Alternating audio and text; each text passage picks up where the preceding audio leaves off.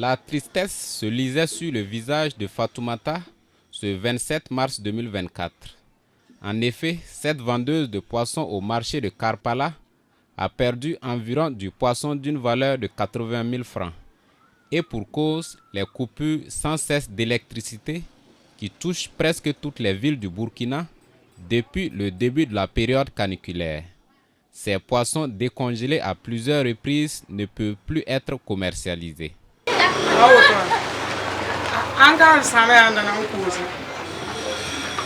C'est du poisson d'une valeur de 80 000 francs CFA qui vient de pourrir comme ça. On ne peut plus rien faire avec. Il y a trop de coupures de courant et on fait trop de pertes. C'est vraiment difficile.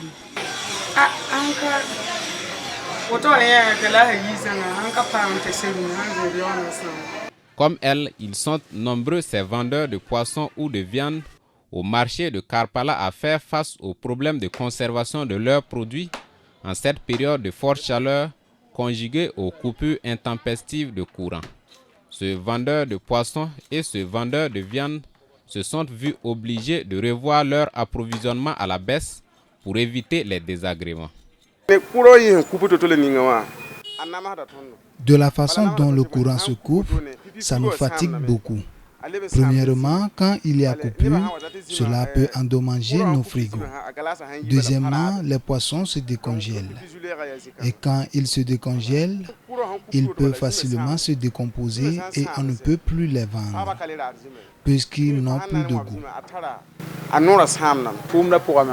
Avant, moi, je pouvais prendre la viande pour 500 000 francs ou 400 000 francs. Si je n'avais pas pris trop, c'était 300 000 francs CFA. Mais maintenant, j'ai diminué, je prends pour 200 000 francs parce qu'il y a trop de coupures d'électricité. Si je m'amuse, je vais faire beaucoup de pertes. Maintenant, on est obligé d'acheter de la glace pour mettre sur la viande. Impuissants face à cette situation, ces commerçants invitent la Société nationale burkinabé d'électricité à penser à des solutions pérennes pour leur permettre de travailler sereinement. Nous invitons vraiment les premiers responsables de la Sonabel à régler ce problème le plus rapide possible. Sinon, sans courant, nous, on ne peut plus travailler. Malgré que nous payons les factures chaque mois, il y a toujours des coupures. Tout ce que nous voulons est qu'ils nous aident pour que nous puissions avoir le courant pour travailler. Sinon, sans courant, vraiment, on n'arrive pas à travailler. Comme ces vendeurs de ces denrées périssables, plusieurs travailleurs voient ainsi leur affaire tourner au ralenti en ces temps où le courant se fait très rare.